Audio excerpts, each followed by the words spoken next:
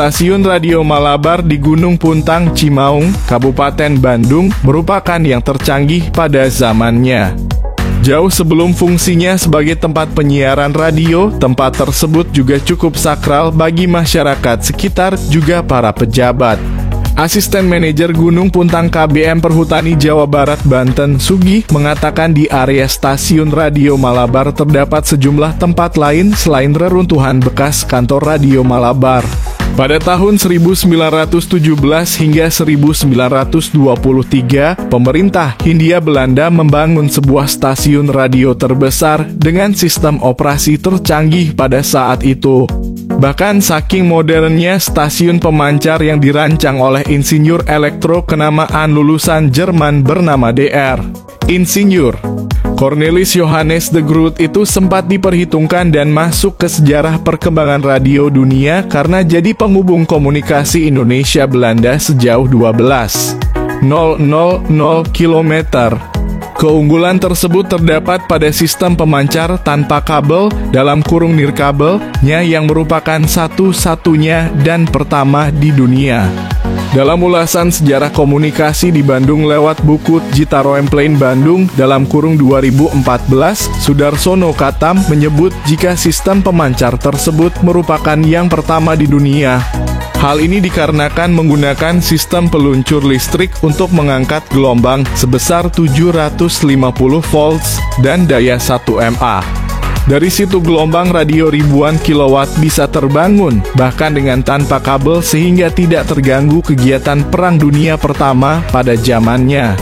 Stasiun Radio Malabar adalah sebuah transmisi radio VLF di Malabar, Indonesia, untuk jaringan radio ke Belanda. Ini memakai salah satu alat transmisi paling kuat yang pernah dibuat yang memiliki kekuatan 2400 kW. Stasiun Radio Malabar memakai jaringan yang dibentangkan antara dua gunung sebagai antena. Apa layar belakang pembuatannya?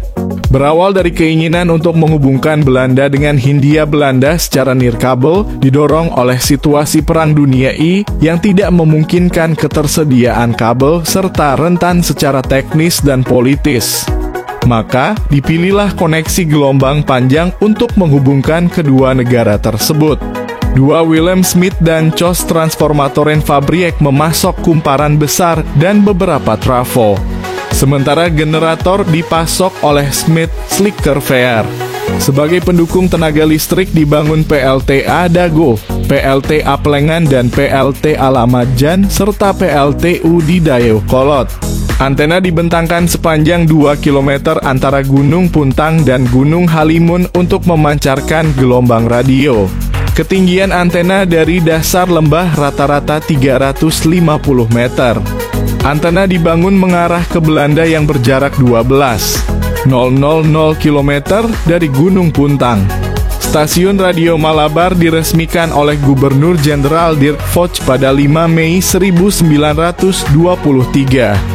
Beberapa hari sebelum peresmian, badai tropis dengan kilatan-kilatan petir telah merusak sejumlah peralatan penting termasuk pemancar. Hal ini membuat peresmian terancam diundur.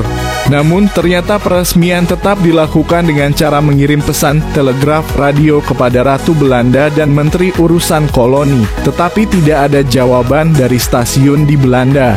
Baru pada 6 Mei 1923 malam, pemancar dapat berfungsi dengan baik. Pesan pertama yang dikirimkan dari Belanda adalah dari kantor berita Aneta. Meski demikian, tanggal 5 Mei 1923 tetap dijadikan tanggal peresmian Stasiun Radio Malabar. Untuk mengenang peristiwa telekomunikasi tersebut didirikan dua patung laki-laki tanpa busana yang tengah mengapit 3/4 bola dunia. Patung pertama menaruh tangannya di mulut yang menandakan tengah berteriak. Sedangkan patung yang satu lagi menaruh tangan kanannya di telinga seolah sedang mendengarkan. Stasiun Radio Malabar sempat menjadi media propaganda Jepang dengan melakukan kontak dengan Hoosoo Kanrikyoku di berbagai daerah lain di daerah pendudukannya. Awal kehancurannya pemancar Radio Malanar. Setelah Jepang hengkang dari Indonesia dan Belanda ingin menguasai kembali Indonesia, para pejuang Republik di Bandung Selatan menghancurkan stasiun radio Malabar. Stasiun radio tersebut hancur bersamaan dengan peristiwa Bandung Lautan Api karena tidak ingin bahwa stasiun radio ini digunakan oleh Belanda untuk menghubungi ke Belanda.